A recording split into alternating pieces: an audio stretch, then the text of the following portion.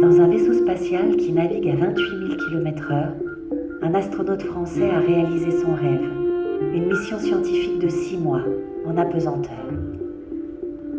Là-haut, à 450 km d'altitude, vous allez partager ce rêve, vivre cette extraordinaire aventure et pouvoir contempler chaque jour 16 levées de soleil sur notre planète dans les yeux de Thomas Pesquet.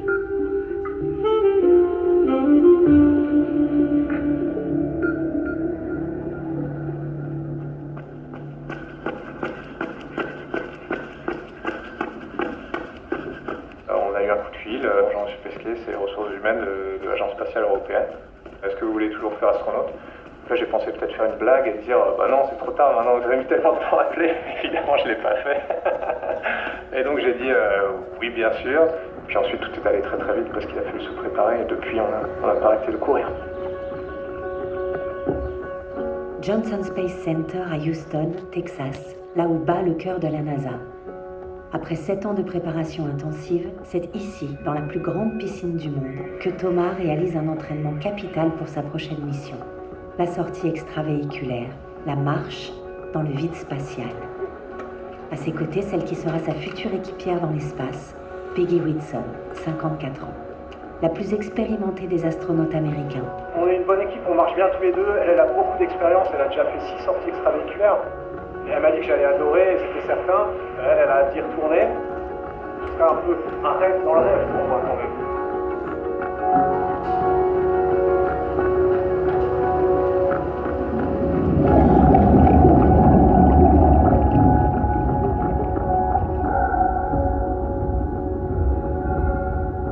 La plongée va durer près de 6 heures et permet aux astronautes de tester leur capacité à réaliser des travaux sur la station dans une combinaison qui pèse près de 200 kg.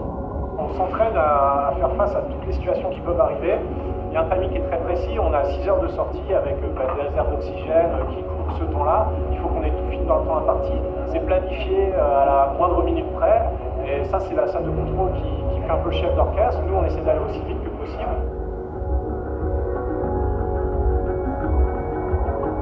Après 6 heures, on a un peu mal partout, on a l'impression d'avoir fait beaucoup de sport. C'est comme 6 heures de salle de sport ou 6 heures de judo.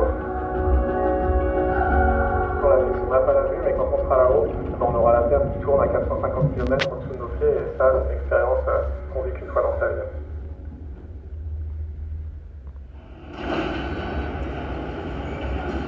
« 14 novembre 2016, Baïkonour, Kazakhstan. 6h40 du matin, il fait moins 12 degrés. La fusée Soyouz sort d'un immense hangar.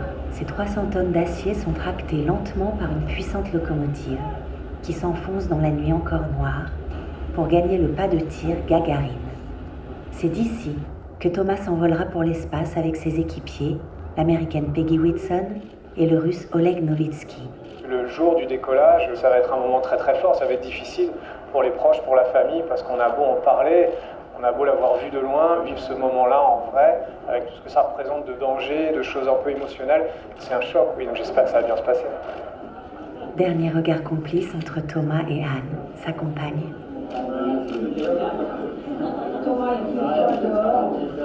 Ultime mot d'une mère à son fils.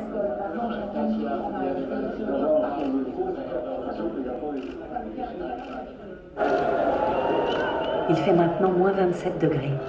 Pour se protéger du froid glacial, Thomas et ses équipiers sont équipés d'une surcombinaison blanche.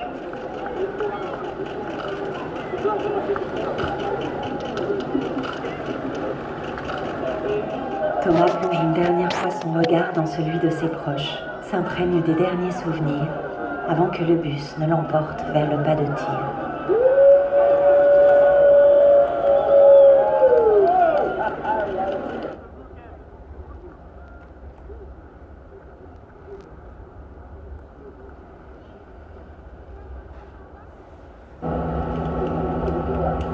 Plus que quelques minutes avant le décollage.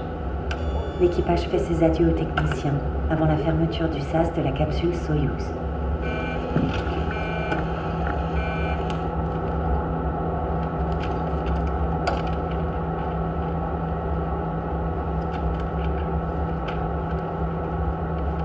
Le compte à rebours est lancé.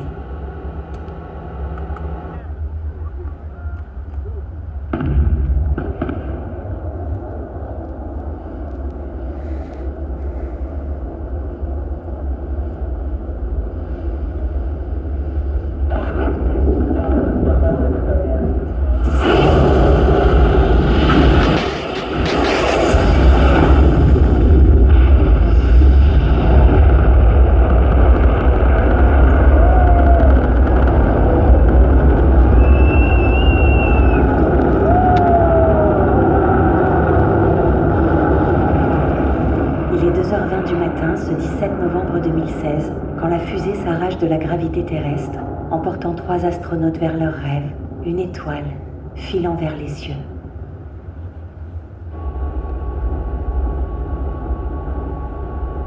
Il y a une symbolique comme ça, la position fétale, où c'est comme passer dans une espèce de tunnel, il faut abandonner sa liberté, passer par ce moment très très contraint, très très inconfortable. J'ai l'impression de ramper dans un petit boyau comme ça, mais je sais que derrière on va arriver à une liberté magnifique et à une beauté immense.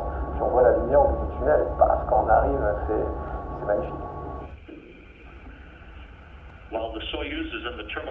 Après 52 heures éprouvantes, le Soyouz entame son approche de la Station spatiale internationale.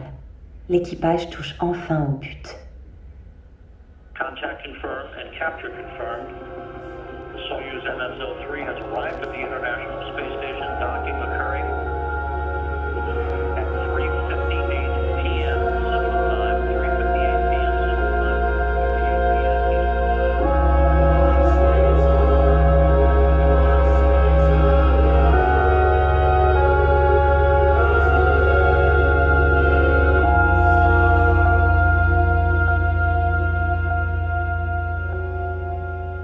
Allô Thomas, c'est Anne.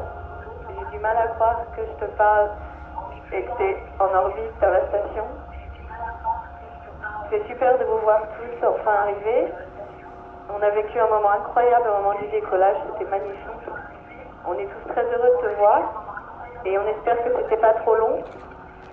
Pour moi, 2 jours c'était très long avant de pouvoir te parler et on espère que tu vas bien. Pour moi, 2 jours c'était très long avant de pouvoir te parler et on espère que tu vas bien. J'ai pas du mal à y croire moi-même, mais apparemment c'est pour durer, donc on va de se mettre au travail, et puis on est super contents. Puis quand on regarde par la fenêtre, le paysage est magnifique, on a bien sûr une petite fenêtre dans le Soyouz, j'ai essayé d'en profiter, on est passé au sud Pacifique, j'ai vu des îles que j'ai essayé de dessiner sur ma documentation, pour m'en rappeler qu'on l'a trouvé plus tard, donc j'en ai déjà pris plein les yeux, on a volé comme ça, sortir de la nuit pour aller vers le lever de soleil, qu'on prend plein dans les fenêtres du Soyouz. Puis on va la faire se dessiner, donc là on est dans l'espace pour durer, et ça c'est irremplaçable.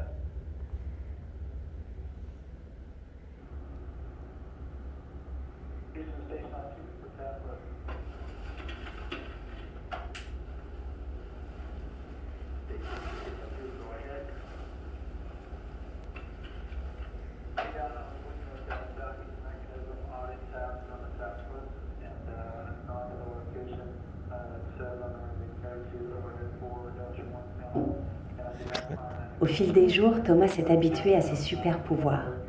Il vole littéralement pour se déplacer dans la station spatiale. Mais pendant sa toilette, ses gestes sont encore maladroits. Il y a parfois quelques moments de flottement dans ce balai en apesanteur.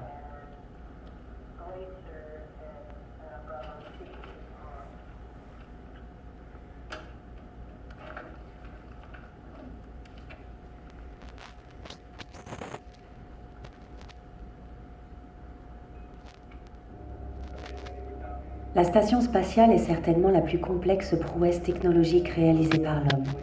Ce gigantesque laboratoire, qui file à 28 000 km/h et 450 km d'altitude, mesure 300 mètres de long sur 74 de large. Durant la journée, les 6 membres d'équipage réalisent leurs tâches dans la douzaine de modules qui la composent.